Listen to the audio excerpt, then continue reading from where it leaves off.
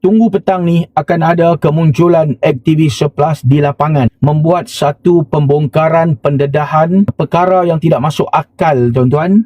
InsyaAllah aktivis kita akan terus pergi berada di lapangan dan akan buat ulasan daripada tempat tersebut. Sebab saya tak nak aktivis kita apabila memberi ulasan melibatkan satu-satu isu, kita hanya buat duduk dalam kenderaan, duduk dalam kereta, bercakap dalam kereta seolah-olah semua kita tahu. Turun lapangan pun tak pernah. Asyik bagi kenyataan, buat komen, buat kritikan di dalam kereta saja. Ini menunjukkan satu sikap yang tidak bertanggungjawab yang mereka ini ada, tuan-tuan. Sebab itu saya minta kepada aktivis kita petang ini pergi ke lapangan.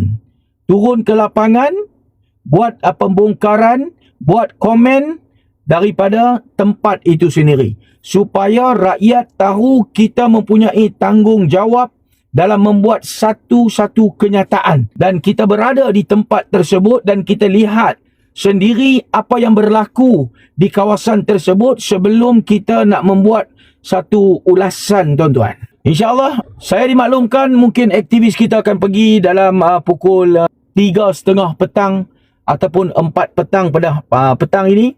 Hampa tunggu akan ada live. Perubahan bagi hari pertama di tapak ini.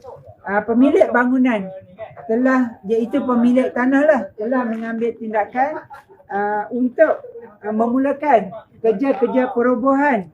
Walaupun kita tengok telah dikeluarkan kenyataan oleh Yang Berhormat Ahli Parlimen Hulu Langat pada semalam, yang mana Rabi Hulu Langat mengatakan RM600,000 kos untuk roboh flat haram Rohingya. Tapi tak sempat Yang Berhormat Ahli Parlimen Hulu Langat nak mohon peruntukan ni.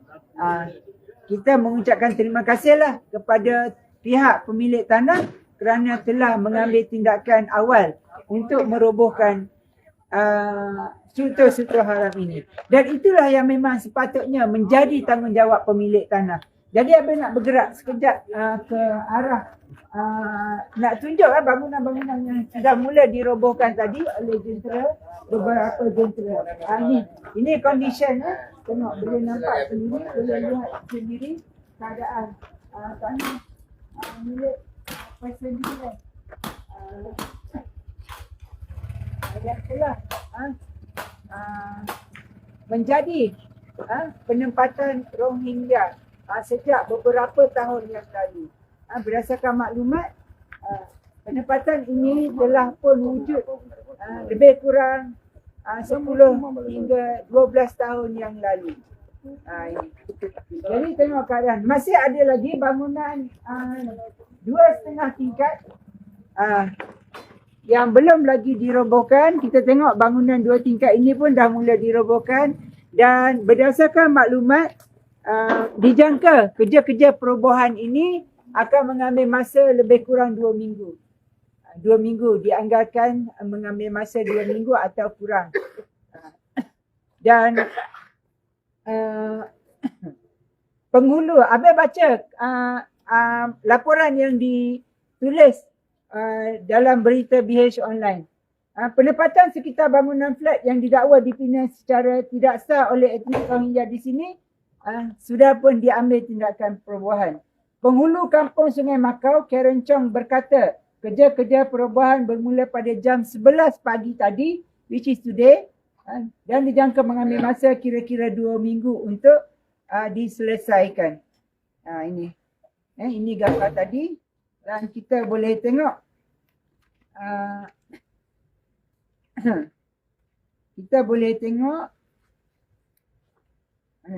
ini. Jadi ini kita harap kerajaan negeri Selangor tidaklah perlu membazirkan duit rakyat, duit kerajaan untuk struktur haram seperti ini, kerana kita berpandangan ia adalah menjadi tanggungjawab pemilik tanah.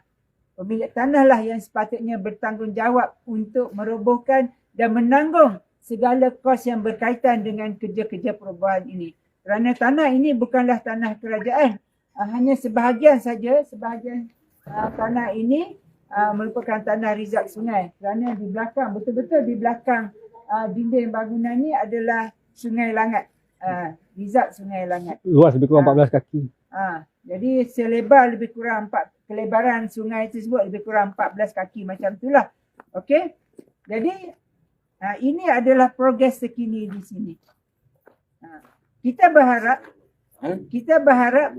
kerja-kerja perubahan ini, kerja-kerja perubahan yang sudah dimulakan oleh pemilik tanah berjalan lancar dan dapat dipastikan agar segala aspek pematuhan yang melibatkan undang-undang di bawah Akta 133 ataupun Akta Parit Jalan dan Bangunan dapat dipastikan dipatuhi sepenuhnya oleh pemilik tanah, dan pada masa yang sama pentadbir tanah Hulu Langat juga dapat memastikan kawasan tanah kerajaan iaitu rizab sungai dapat dipastikan tidak lagi diceroboh pada masa-masa yang akan datang. Maksudnya kita berharap agar pemantauan secara berkala dapat dilaksanakan dan dijalankan. Supaya apa? Supaya tidak menjadi masalah yang besar. Kerana apabila sudah ada struktur seperti ini, maka kos untuk merobohkannya lebih tinggi daripada kos yang sekiranya tanah itu dijaga daripada sebarang pencerobohan dari awal. Itu.